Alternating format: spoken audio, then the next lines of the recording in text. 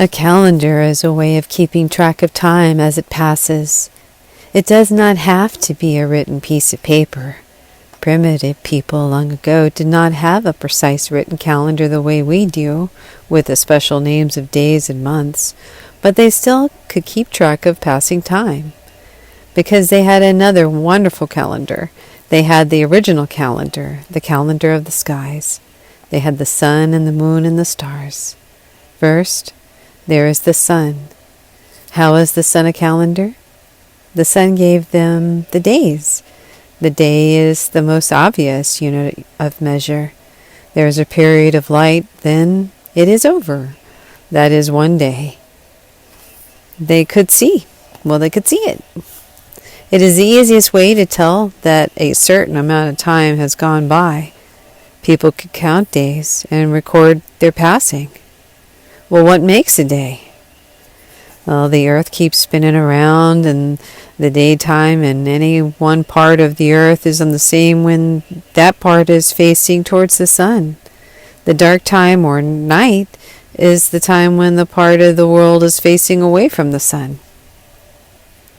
Later on, people began to call the daytime plus the dark time one day. Well, this is confusing, maybe. Well, another word should have been made up. The length of one entire day, one daytime plus one dark time, is the time it takes for the earth to make one complete spin around on its axis.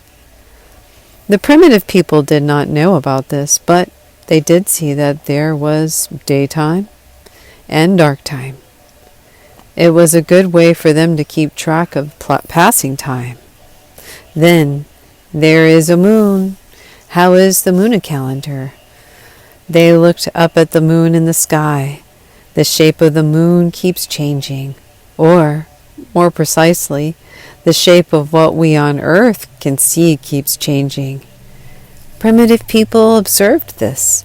They observed, too, that it always took the same length of time for the moons to go through all its phases, to get from one new moon to the next new moon. It always took 29 1/2 days. This gave them a unit of time longer than the day. It gave them a moon, a moonth. Now we call it a month. And so primitive people found that watching the moon was another way to keep track of passing time. They used the moon as a calendar. They could say that a certain trip would take a moon's time, or they would know from the past that after so many moons of warm weather they would have to start getting ready for winter. For how long have people been using the moon as a calendar? We don't exactly know, but it has probably been a very long time. Archaeologists recently found some eagle bones and a piece of mammoth ivory that had a series of notches and special markings on them.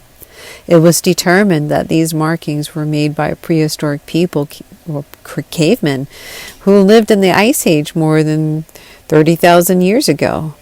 The way the notches are grouped and arranged makes some archaeologists believe that the cavemen made these notches to note the phases of the moon, so to keep track of passing time, which they may have done as an aid to time their hunting or for other reasons.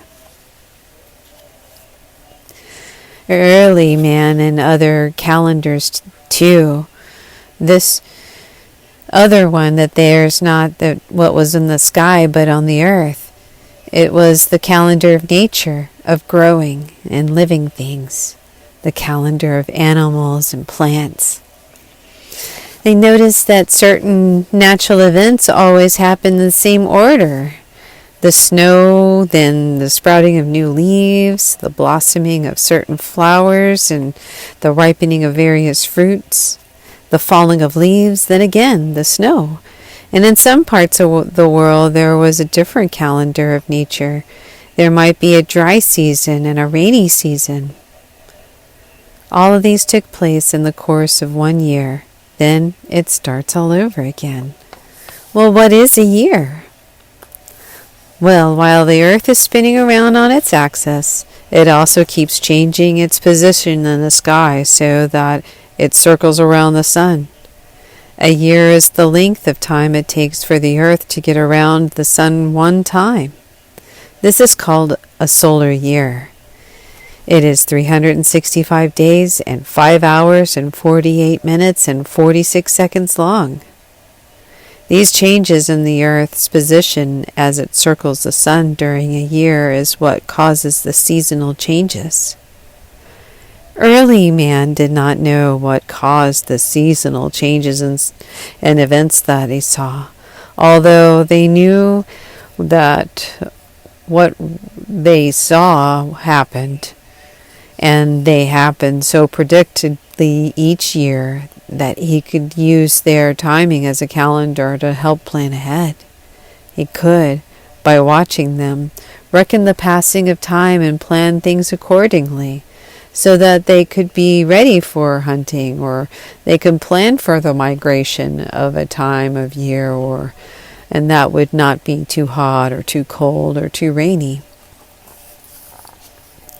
Later on in man's history, when he planted food as well as hunted for it or gathered it, he could tell by signs in nature's calendar when it was proper time to plant. Perhaps most important of all, the calendar of nature gave him signs each year that the cold season was on its way and gave warning to prepare himself for it. When you hear the cry of the cranes going over, that annual voice from high on the clouds, you should take notice and make plans. It is a signal for the beginning of planting. When the house on the back, the snail crawls from the ground up the plants, it's time to stop digging in the vineyards. When you first make out on the topmost branch of the fig tree, a leaf is as big as the print that the crow makes when he walks. All that time also the sea is navigable. This advice, based on a nature's calendar, was written by Hesiod, a Greek around 2,600 years ago. Today, people still pay attention to the calendar of nature. Farmers in the northern states say you should not plant corn until the leaves of the oaks are the size of the squirrel's ear.